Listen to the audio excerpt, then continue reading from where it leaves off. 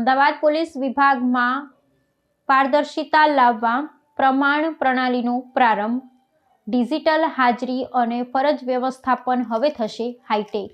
અમદાવાદ શહેર પોલીસ દ્વારા વહીવટી કાર્યક્ષમતાની શિસ્તમાં વધારો કરવાના હેતુથી પ્રમાણ નામની નૂતન ડિજિટલ હાજરી અને ફરજ વ્યવસ્થાપન પ્રણાલી વિકસાવવામાં આવી છે. આ અત્યાધુનિક પ્રણાલીનો મુખ્ય ઉદ્દેશ્ય પોલીસ કર્મચારીઓની હાજરી અને તેમની દૈનિક ફરજની સોંપણીમાં સંપૂર્ણ પારદર્શિતા લાવવાનું છે. આ નવી વ્યવસ્થા અમલમાં આવતા દાયકાઓ જૂની હસ્તલિખિત નોંધ પોથી અને પ્રત્યક્ષ હાજરી પુરાવાની પ્રક્રિયાનો અંત આવશે, જેનાથી સમયની બચત સાથે ચોકસાઈમાં પણ વધારો થશે. આ પ્રણાલીની ટેકનિકલ વિશેષતાઓ પર નજર કરીએ તો તેમાં સિંગલ લોગિન પદ્ધતિનો ઉપયોગ કરવામાં આવ્યો છે, જે અંતર્ગત દરેક પોલીસ કર્મચારી માત્ર એક જ અધિકૃત ઉપકરણ પરથી પોતાની હાજરી નોંધી શકશે.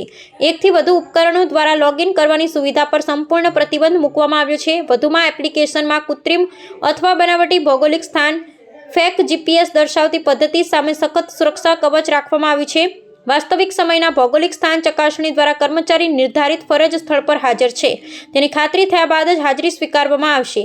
ખાસ કરીને ટ્રાફિક પોલીસ અને અન્ય ક્ષેત્રીય ફરજ બજાવતા કર્મચારીઓ માટે આ સિસ્ટમ અત્યંત ઉપયોગી સાબિત થશે, કારણ કે તેઓએ ફાળવેલ શિફ્ટ અને નિર્ધારિત સુરક્ષા ચોકીઓ પરથી ફરજ પર આવવા અને જવાની નોંધણી કરવાની રહેશે. ઉચ્ચ પોલીસ અધિકારીઓ આ પ્રણાલી દ્વારા કોઈપણ સમય કર્મચારીની વાસ્તવિક સ્થિતિનું નિરીક્ષણ કરી શકશે, જેનાથી કાયદો અને વ્યવસ્થા જાળવવામાં વધુ સુગમતા રહેશે. અમદાવાદ પોલીસ આ ડિજિટલ કદમ આગામી સમયમાં અન્ય જિલ્લાઓ માટે પણ પથદર્શક બની તેવી શક્યતા છે.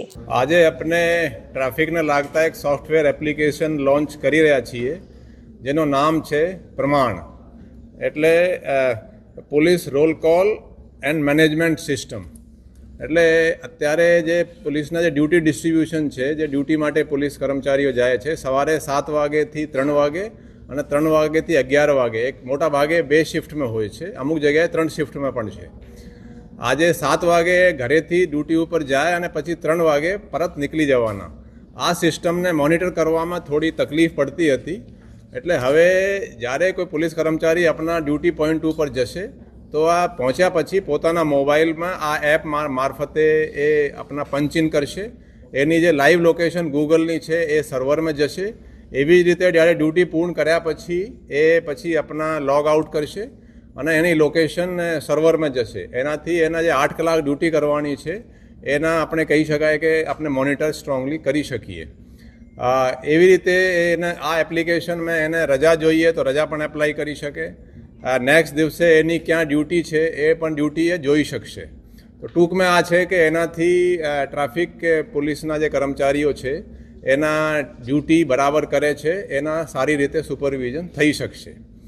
આ પ્રમાણ સિવાય આજે આપણે એક ઓર પોલીસ સંવાદ કેન્દ્ર એ પણ લોન્ચ કરી રહ્યા છીએ.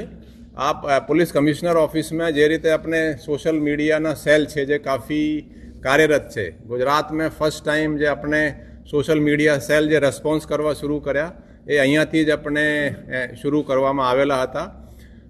એના જ ભાગરૂપે પોલીસ સંવાદ કેન્દ્રમાં જે રીતે આપના સ્ટુડિયો હોય છે એ રીતે અહીંયા પણ એક સ્ટુડિયો જેવા સેટઅપ કરવામાં આવેલ છે.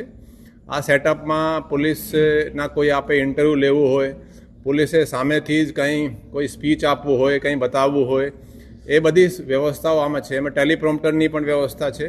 ટૂંકમાં આ છે કે એ આપણા સોશિયલ મીડિયા સેલના ભાગરૂપે એને આપણે ઊભા કર્યા છે અને આ જે બંને સેટઅપ છે એમાં આપણે GTPLની હેલ્પ લેવામાં આવેલ છે.